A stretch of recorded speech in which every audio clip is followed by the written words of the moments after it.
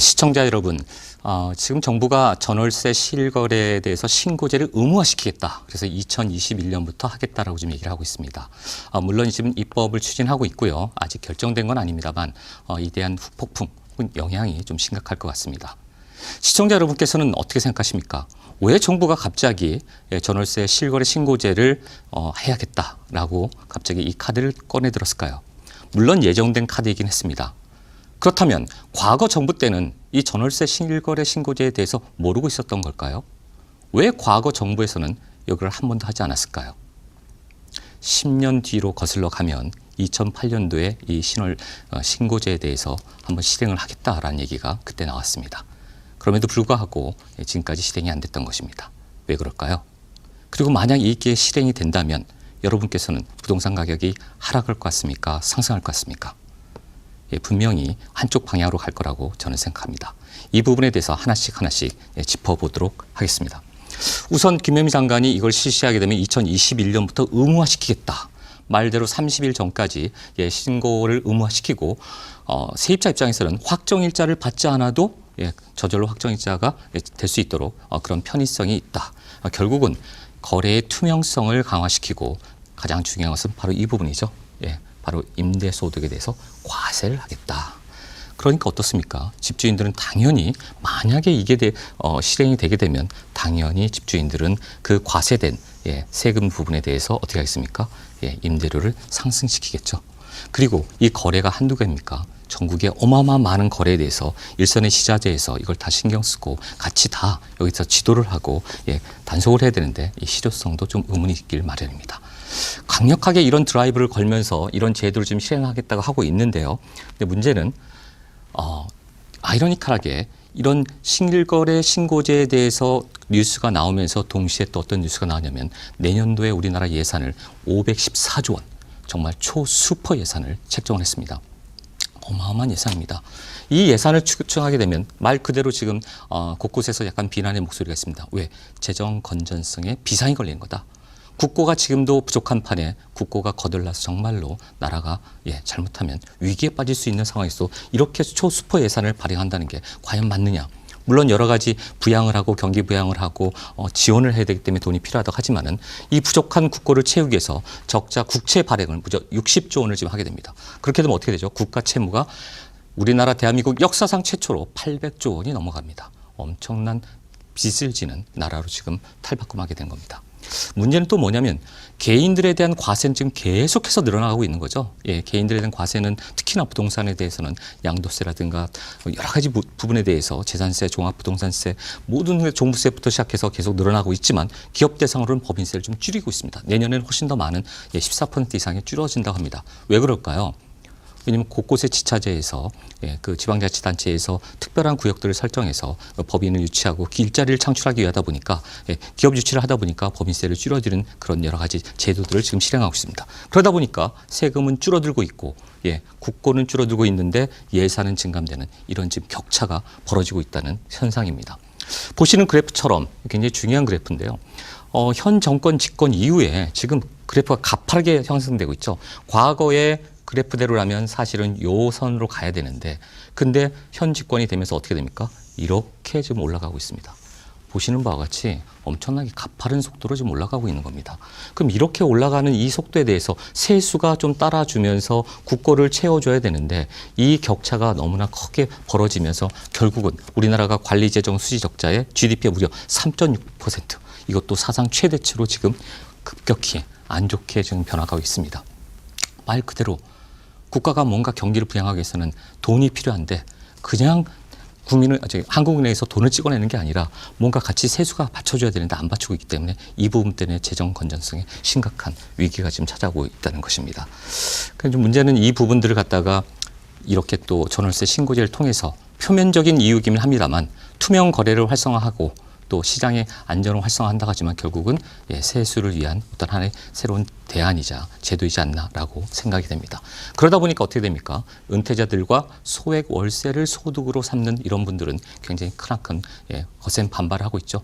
특히나 공인중개사분들도 반대를 하고 있습니다. 왜 그러느냐? 직거래를 하게 되면 집주인들이 신고를 해야 되는 거고요. 대부분의 거래는 어떻습니까? 부동산의 우리 공인중개사분들께서 해주시고 있는데요. 근데 이분들이 만약에 신고를 하지 않는다 그러면 100만 원, 허위 신고를 했다 500만 원 벌금을 지금 부과하겠다는 나라의 지금 정책입니다. 참 어떻게 보면은 그 의무와 책임만 부과시키는 상황에서 또 그것도 제대로 안 하게 되면 500만 원 벌금을 부과하겠다.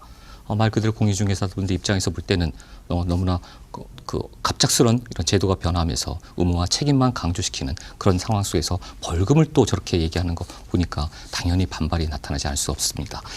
초반에 말씀드린 대로 이 제도는 2008년도에 이미 한번 실행을 하려고 나왔던 제도입니다. 그러나 무산됐습니다.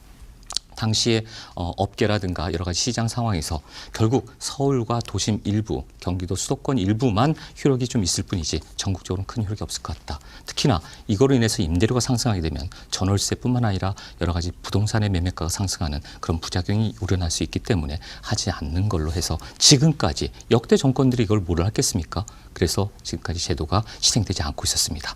이번에 강력한 좀 드라이브를 걸고 있는 거죠. 알면서도 좀 걸고 있다고 보셔야 되겠습니다. 결국 분양가 상한제도 실시가 되고 또 이렇게 전월세 신고제도 실시가 되면 제가 볼 때는 오히려 부동산에는 풍선 효과 또 다른 역효과가 더 크게 발생될 것 같습니다. 상한까지를 한다 하더라도 분양가 상한제는 결국 강남의 일부 아파트 재건축 아파트를 잡겠다는 건데요.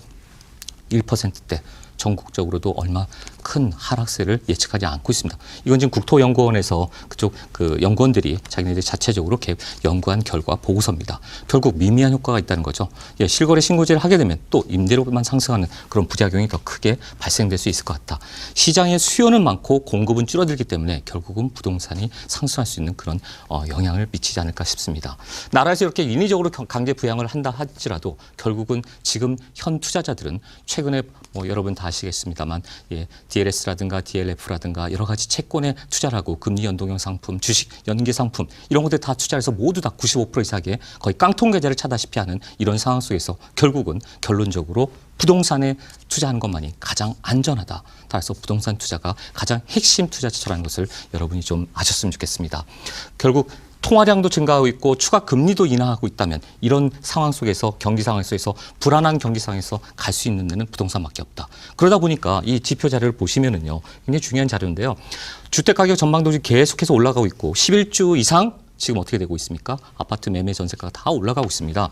근데 재미난 것은 다세대도 빌라도 지금 최대폭으로 상승으로 쭉 올라가고 있다는 점. 대단히 중요합니다. 다세대만 이렇습니까? 만약에 전월세 신고제를 하게 되면 전월세 신고제에서 오피스텔과 고시원은 빠져 있습니다. 그렇다면 오피스텔도 역시나 물론 오피스텔도 당연히 오를 거고요. 이런 부분에서 투자자들이 또 그런 과세되지 않는 부분을 찾아갈 것입니다. 어떤 지역이 오를 것인지에 대해서는 제가 세미나 시간 때 오시면 상세하게 지역을 짚어드리면서 설명을 해드리도록 하겠습니다. 대단히 중요한 하나의 통계 자료라고 볼 수 있습니다. 그리고 보시다시피 금리 수준도 계속해서 떨어지고 있습니다.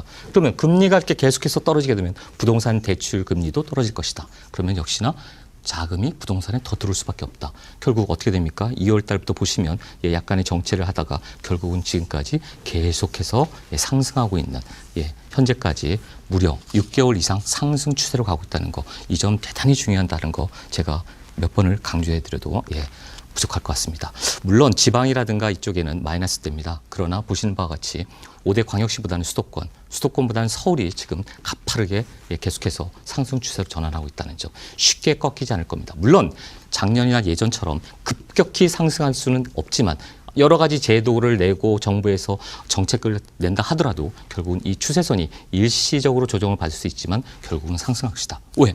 공급이 지금 터무니없이 부족하기 때문에 상한가제라든가 지금 이런 상황 속에서는 현재 부동산의 수요와 공급 법칙에서 당연히 올라간다는 거 강조해드리고 싶습니다. 마지막으로 제가 말씀드리고 싶은 거는요. 마가렛 대처 영국 수상의 얘기입니다.